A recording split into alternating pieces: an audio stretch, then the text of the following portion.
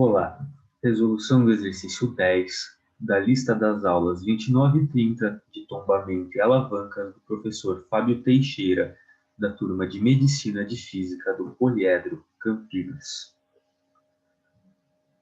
Então, é um exercício onde ele pergunta o coeficiente de atrito entre o piso e a escada numa determinada situação em que eu tenho a massa da escada e a gravidade fazendo o peso da escada, e a massa do homem e a gravidade fazendo o peso do homem no topo da escada.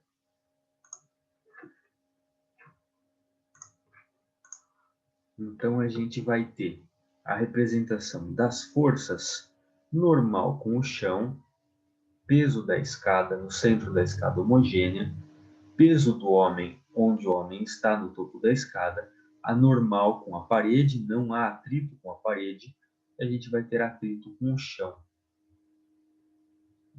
Se a gente fizer a equação para o eixo y, adotando o referencial padrão, normal com o chão é a nossa força positiva, o peso da escada e o peso do homem vão aparecer negativos e tudo isso é igual a zero. Substituindo os valores que ele deu, a gente vai chegar que a normal com o chão é igual a 800 newtons. E a gente vai fazer a mesma coisa para o eixo x. A força de atrito vai ser positiva, a normal com a parede negativa.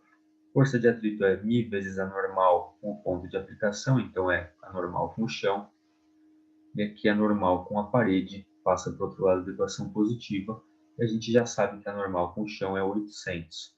Então aqui a gente tira a nossa primeira equação importante. Temos aqui uma equação e duas incógnitas. Precisamos de mais uma equação.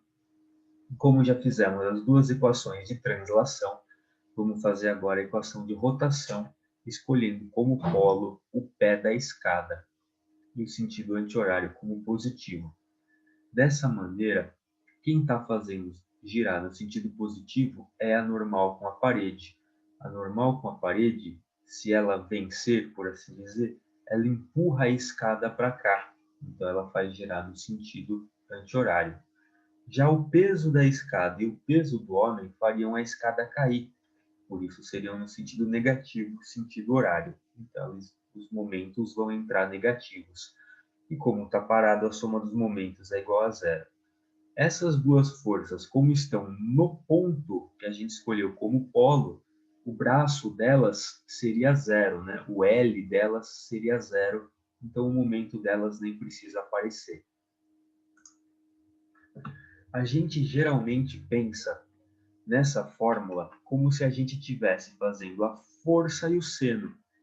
Aqui pegando como exemplo a normal com a parede eu decomporia ela em uma componente paralela à escada, que forçaria a escada contra o chão, e uma componente perpendicular à escada, que faria de fato a escada girar.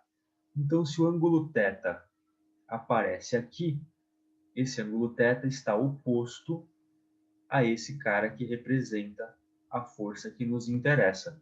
Por isso, força vezes o seno, né? Seria essa força aqui, vezes o seno desse ângulo. Então, eu encontraria justamente o cateto oposto, que é a força que faz girar, e estaria desprezando essa aqui no cálculo do momento. Agora, outra maneira que a gente pode ver que é útil para esse exercício é pensar que eu tenho a força completa, então a força é a própria força, mas eu vou deixar o seno com a alavanca. Então, eu tenho aqui uma alavanca de um triângulo 3, 4, 5. Então, aqui eu teria uma grande alavanca, mas ela teria aqui um ângulo. Então, o seno ficando com a alavanca, eu encontraria o cateto oposto aqui, né? Então, seria a força vezes esse braço de alavanca, né? Seno vezes a hipotenusa, vai encontrar esse braço de alavanca que equivale a esses 3 metros. Então, se eu for fazer o momento dessa força, é simplesmente essa força vezes 3 metros, que seria 5 vezes seno desse ângulo.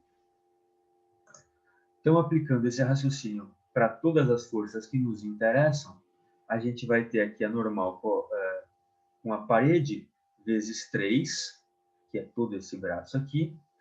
O peso da escada vezes 2, porque ele se aplica na metade da escada. E o peso do homem vezes 4, O mesmo raciocínio, né? Decompondo a alavanca do peso do homem e do peso da escada.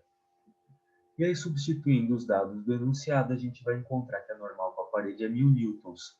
E substituindo na equaçãozinha que a gente tinha encontrado antes, já isolando o coeficiente de atrito, a gente vai chegar que ele precisa ser 1,25 para que o homem consiga chegar ao topo da escada sem escorregar.